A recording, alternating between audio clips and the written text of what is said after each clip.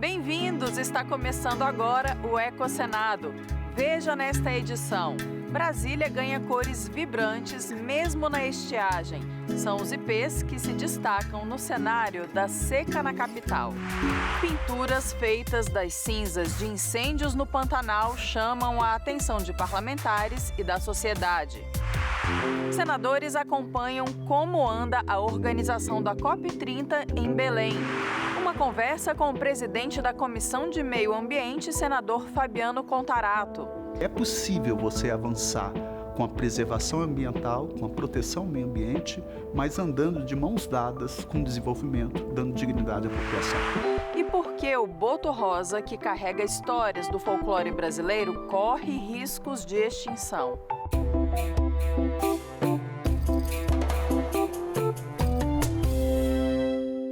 Brasília é uma das cidades que ficam coloridas no inverno. Os ipês florescem entre junho e setembro e contrastam com o marrom da seca do cerrado. As flores duram pouco, mas ficam na memória dos moradores e visitantes.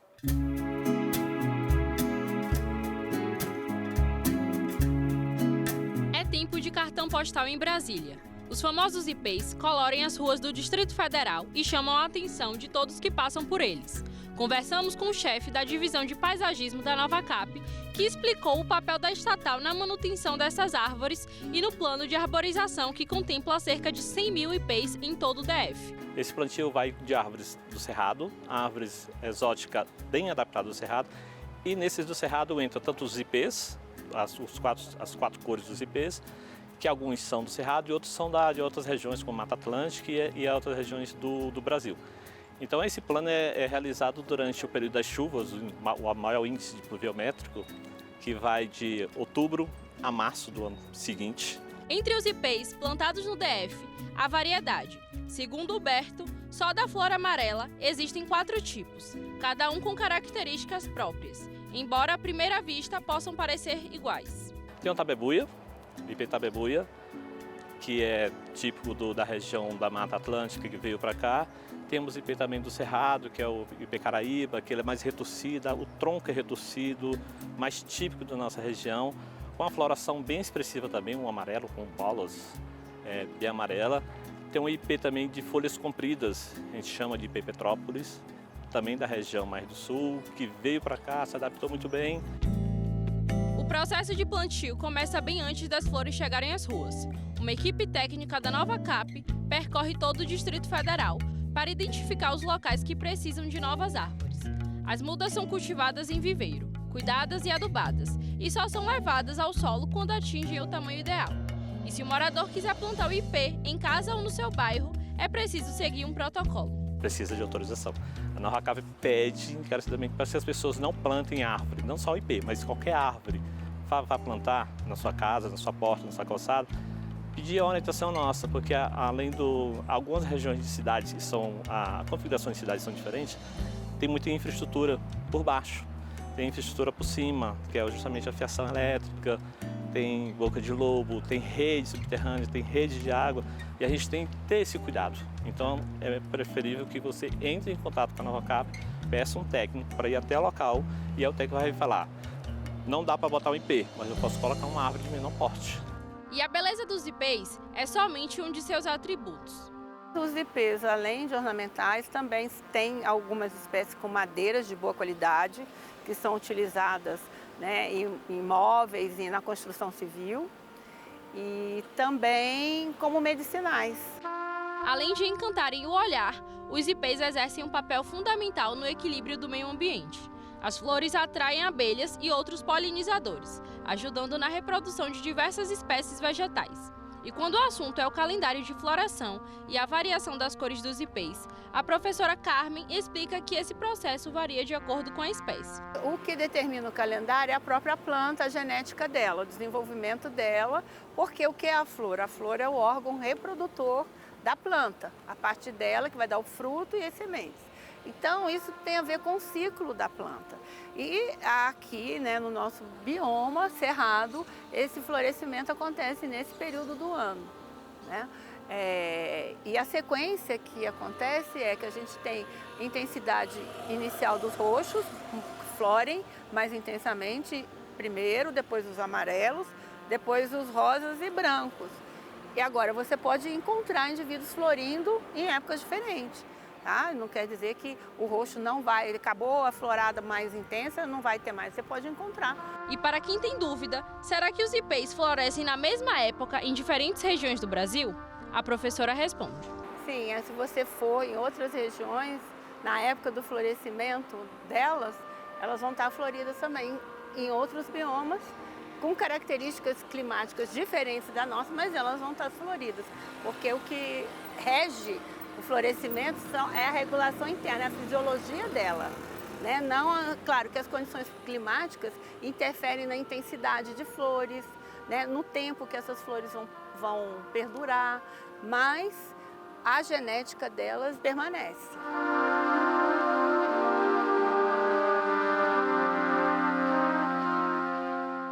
Obras de arte trouxeram o pó das queimadas que devastaram a maior planície alagada do mundo ao Congresso Nacional. A exposição Cinzas da Floresta, Bioma Pantanal, esteve em cartaz na sede do Poder Legislativo no mês de julho. De 2020 a 2024, o Pantanal enfrentou a pior devastação por fogo registrada em sua história. Quase 30% do bioma chegou a ser queimado e cerca de 17 milhões de animais vertebrados morreram.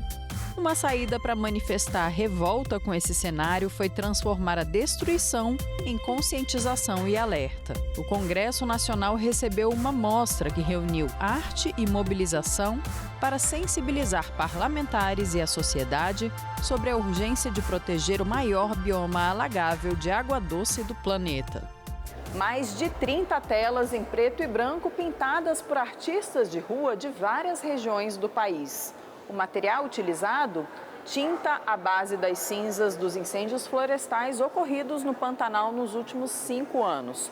Uma forma poética e poderosa de protesto contra os impactos ambientais causados pelo fogo e pelo ser humano. A iniciativa foi do grafiteiro e ativista Mundano, ao perceber o tamanho dos desastres ambientais. Eu trabalho com os resíduos faz 13 anos, fui aí aluno dos catadores de materiais recicláveis que dão valor aos resíduos e foi aí que eu também comecei a repensar como o meu trabalho podia ter menos impacto. Porque a gente faz grafite murais, a gente usa muito spray, tintas e foi nos resíduos que eu encontrei o pigmento mais fascinante para eu fazer esses trabalhos. O primeiro que eu usei foi a lama tóxica, lá, o rejeito de mineração de Brumadinho. Já usei o óleo que vazou no Nordeste e aí resolvi usar as cinzas, o carvão das queimadas, justamente desses incêndios que a gente teve. São números que começaram a virar paisagens e não estava sensibilizando mais. Então eu resolvi transformar em arte para que a gente pudesse tocar as pessoas de uma outra forma. E tem um componente de ressignificação. Então as cinzas representam a destruição, representam um problema, mas também a criação de novos sentidos, de esperanças e de propostas. Trazer de uma maneira propositiva, né, em um momento em que outros temas são discutidos a nível nacional, e como a grande área úmida e a sua importância em relação ao estoque de carbono globalmente, né, que é um orgulho nacional, tanto do ponto de vista de biodiversidade, como também da conservação ambiental e economia brasileira. Apesar de ser uma exposição que mostra uma tristeza, mas você vê a resiliência, a recuperação, a força do Pantanal, do pantaneiro. Então, é muito importante isso para conscientizar as pessoas do ambiente pantanal, da planície alagada, o que ela representa para a humanidade. Quem conhece o Pantanal sabe que o Pantanal ele é recheado de cores. São sons, cores e ao final dos incêndios era muito triste ver tudo cinza. E nessa exposição que mexe com as pessoas, né, o que chama atenção justamente é isso. Não tem as cores dos piuvais, dos paratudais, né, das aves do Pantanal. A gente vê o cinza que dominou a paisagem naquele momento. Hoje não existe um marco legal específico para o bioma. Uma proposta de criação de um Estatuto do Pantanal, de autoria do senador Wellington Fagundes, foi aprovada em julho do ano passado pelo Senado e está em tramitação na Câmara. O projeto de lei tem o objetivo de dar maior segurança jurídica na preservação desse ecossistema e fortalecer a articulação entre os governos federal e estaduais para isso. Nós aqui já debatemos assuntos como o Estatuto do Pantanal, como legislações que venham a preservar o bioma. No Mato Grosso do Sul tem sido exemplo as leis editadas pelo governo atual, no sentido de dar ao Pantanal a importância que ele merece e precisa ter. Então é uma lei que ela nasce já com uma vantagem, porque nós tivemos as duas leis estaduais sendo criadas, né, no Mato Grosso 2022, Mato Grosso 2023, então ela já nasce de um parâmetro, porque isso foi discutido na sociedade local, né, que são os critérios mínimos, os avanços necessários. Então ela já tem uma discussão mais fácil do que há anos atrás, quando nós tentávamos fazer isso a partir do nível federal. Mas que gera incentivos também para boas práticas, pagamento de serviços ambientais, programas de incentivo à produção local, a produto pantaneiro, que em geral tem uma pegada de carbono menor, né, porque está justamente adequada ao custo de inundação, às intempéries do bioma, o manejo do fogo, a valorização da produção local, da economia tradicional pantaneira.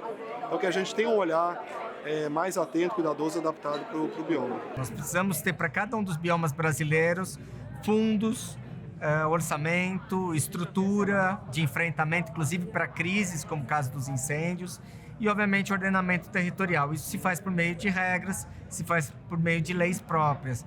E já passou da hora do Pantanal ter a sua própria lei. Isso é um tema que é debatido e é discutido aqui há muito tempo no Congresso Nacional Brasileiro.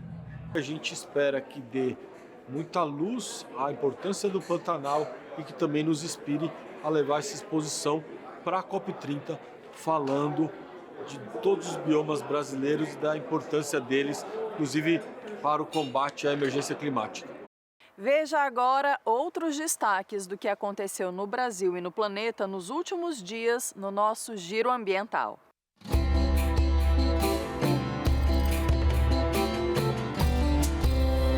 A Corte Internacional de Justiça, principal órgão judicial da Organização das Nações Unidas, concluiu que as mudanças climáticas são uma ameaça urgente e existencial. A afirmação foi proferida no seu primeiro parecer consultivo sobre as mudanças no clima.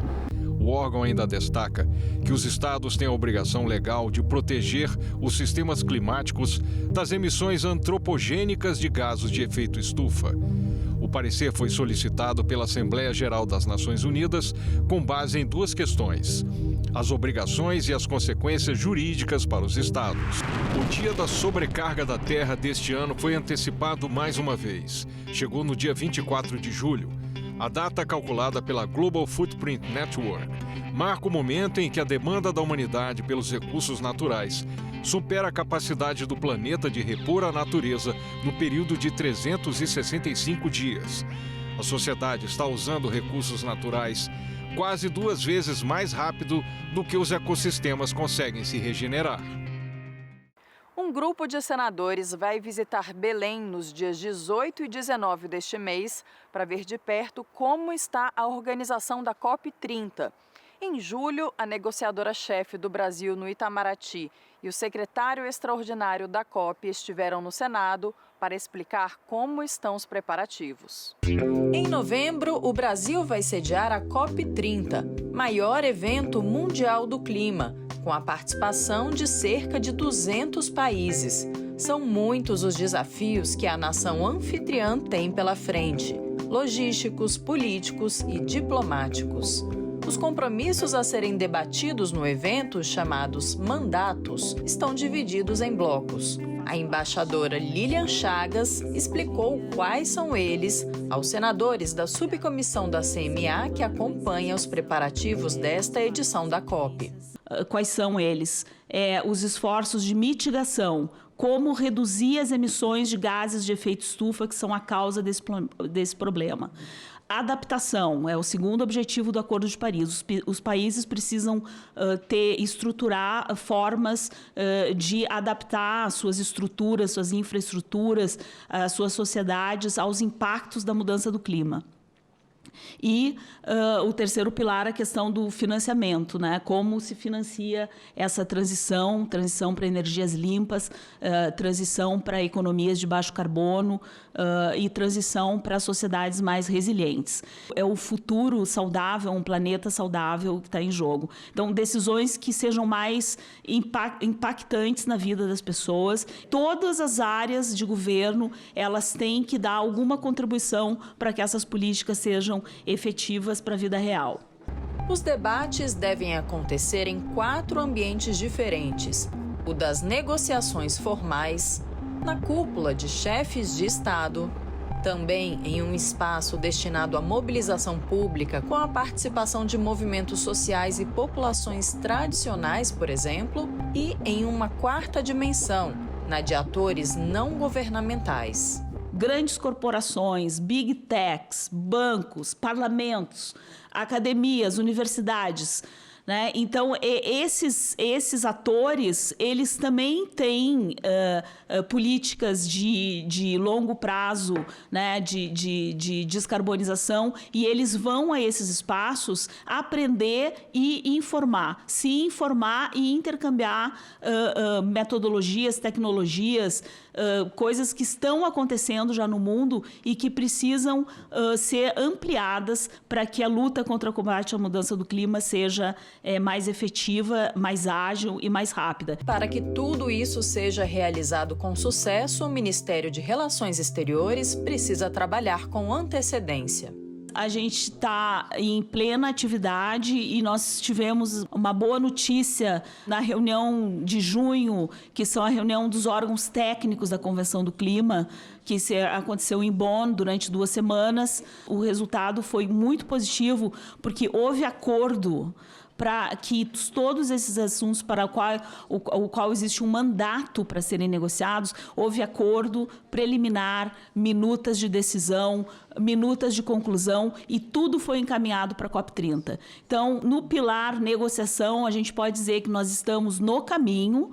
Há pontos de divergência importantes que precisam ser equacionados até novembro. Nós temos planos para como equacioná-los, ajudar as partes a chegarem a acordo, mas a sessão de Bonn, ela foi muito positiva para nós, porque nenhum assunto ficou para trás.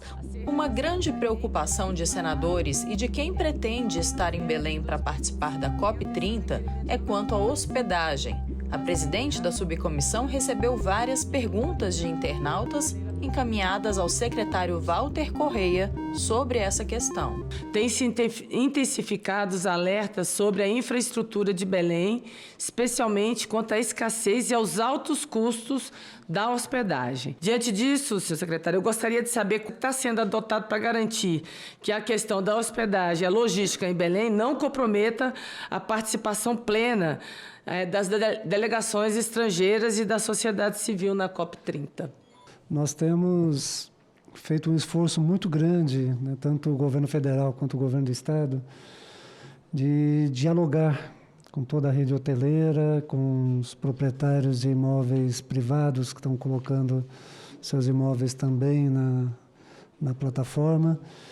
E isso a gente tem conseguido alguns bons resultados. Temos 2 navios que acabamos de assinar o contrato com eles, são os navios cruzeiro, que vão aportar ali em Outeiro, né, que está em ampla construção, ampla reforma, e outras soluções que passam desde de leitos em áreas militares, né, das forças militares, da defesa, até outras alternativas em outras situações que nós estamos também disponibilizando. Estive lá semana passada, conversei com vários empresários do setor, conversei com todas as imobiliárias da região, né, não só de Belém, mas de toda a região metropolitana e até fora da região metropolitana, nessa tentativa de buscar os preços mais razoáveis, vamos dizer assim, para que possa contemplar todos os países. Bom, além da hospedagem, há preocupações com conectividade, mobilidade urbana e infraestrutura para eventos paralelos e espaços para a sociedade civil em Belém. O que está sendo consolidado em termos de parcerias e contratos para garantir que todos esses pontos sejam atendidos? A mobilidade urbana, nós estamos trabalhando agora um projeto, um plano diretor para isso, assim como nós trabalhamos para a saúde, assim como nós trabalhamos para a segurança, nós estamos trabalhando um projeto mesmo de mobilidade urbana, inclusive de inversões de vias, enfim, uma série de vias exclusivas. Vamos disponibilizar ônibus gratuitos que vão percorrer toda a cidade até o local do evento, passando para os setores hoteleiros, centros, alguns lugares mais turísticos, onde as pessoas tiveram um volume maior de pessoas hospedadas para poder fazer isso durante todo o dia. Na questão da conectividade, nós temos que fornecer essa conectividade, então estamos com um contrato sendo finalizado agora com a Telebrás, né, para que a gente possa não só colocar conectividade na Zona Azul e na Zona Verde, mas também em toda a cidade, em todas as áreas, chegando até os navios, inclusive. Então, vai ter sinais para poder fazer o trabalho, para poder se comunicar de uma forma bastante eficiente. Isso já está no nosso projeto, no nosso plano e está em plena execução. O senador Fabiano Contarato conversou com a TV Senado sobre o que o motiva a estar na política e como são os desafios de quem ocupa o cargo de presidente da Comissão de Meio Ambiente nos dias de hoje. Ele destacou que é direito constitucional de todos usufruir do meio ambiente ecologicamente equilibrado e acredita que o Brasil pode alinhar a preservação da natureza com o desenvolvimento social e econômico. É possível você avançar com a preservação ambiental, com a proteção ao meio ambiente, mas andando de mãos dadas com o desenvolvimento, dando dignidade à população. O que eu não posso achar razoável é que o Brasil sempre teve um protagonismo mundial na preservação ambiental, enquanto outros países desenvolvidos não o fizeram, e nós não tenhamos uma contrapartida por tanta preservação. Eu estive recentemente no estado do Pará e você tem ali uma realidade socioeconômica muito grave. Mas o que eu acho até muito positivo o Brasil sediar a COP30, para que o mundo veja efetivamente como o Brasil preserva, mas quais são as condições daquela população que ali está. Está tendo saneamento básico, cobertura com 100%? Está reduzindo a desigualdade? Nós tivemos a aprovação do crédito de carbono, nós temos reciprocidade, nós tivemos avanços significativos. Eu instituí nessa Comissão de Meio Ambiente o Junho Verde, que é um período de conscientização, de reflexão. Eu acho que Platão falava que a sabedoria está na repetição. A gente tem que sempre estar repetindo, mas é fundamental a importância que o Estado assuma a sua função na garantia constitucional da preservação ambiental, fiscalizando, educando e punindo quem viola qualquer bioma dentro da proteção ambiental. Se você pegar a Constituição Federal no artigo 6º, está desde o dia 5 de outubro de 88, são direitos sociais. Aí está lá, direito à educação, saúde, moradia, lazer, vestuário, higiene, previdência, trabalho. Mas será que esses direitos constitucionais estão efetivados no Brasil? Eu não tenho dúvida em afirmar que não. É um tema que me fascina porque eu vejo o caráter interdisciplinar. Eu não posso deixar de reconhecer que tem sim, assim como você tem um racismo religioso no Brasil, com as religiões de matrizes africanas, você tem um racismo ambiental sim, porque num desastre, quem vai ser o primeiro atingido vai ser a população ribeirinha. Vai ser a população das encostas, são as pessoas que não têm oportunidade de ter uma moradia digna e que constroem aí, são palafitas, são barracos que estão de forma subhumana. Isso está violando uma garantia constitucional, então isso não é favor do Estado, isso é determinação. Isso não é, o legislador não utilizou a palavra poderá, tem que ser dado. São direitos sociais.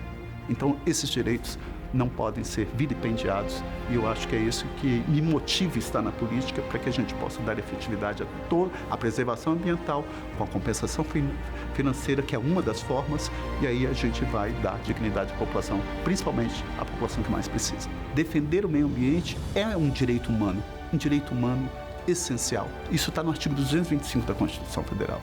Então eu queria que as pessoas abraçassem mais a causa da pauta ambiental e entendessem que é possível você caminhar de mãos dadas, preservando o meio ambiente, mas com justiça ambiental, com desenvolvimento econômico, para que aí a gente possa caminhar, construir uma sociedade muito mais justa, muito mais fraterna, muito mais igualitária, muito mais inclusiva, muito mais plural.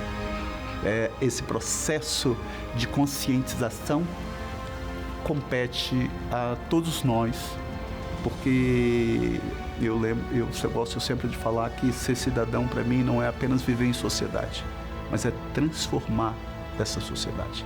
E o que eu estou fazendo para transformar essa sociedade? Eu gostaria muito, enquanto presidente da Comissão do Meio Ambiente, que muito me orgulha ter passado nos 2 primeiros anos do meu mandato, agora, que as pessoas tivessem a conscientização de qual é o valor da proteção ambiental.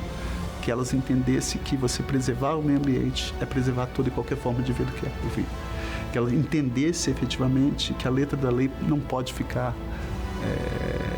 não pode ser uma letra da lei morta, né?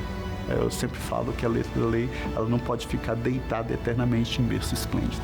Ela tem que ganhar vida, vez e voz para que contamine todas as pessoas.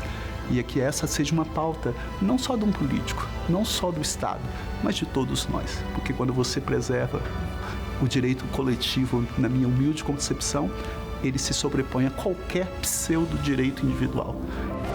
Então, eu espero que a população tenha a sensibilidade, a serenidade, o equilíbrio e a empatia de se colocar na dor do outro e entender que essa preservação ambiental tem uma razão de ser expressa desde o dia 5 de outubro de 88.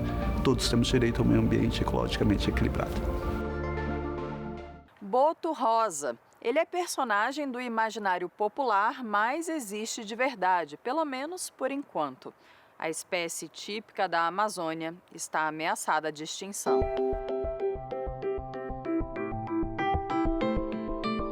O boto cor-de-rosa é um dos grandes símbolos da Amazônia. Conhecido por seu charme e pelas lendas do folclore brasileiro, ele é o maior golfinho de água doce do mundo. Encanta tanto pela beleza quanto pelo mistério que carrega e desempenha um papel fundamental no equilíbrio dos ecossistemas aquáticos.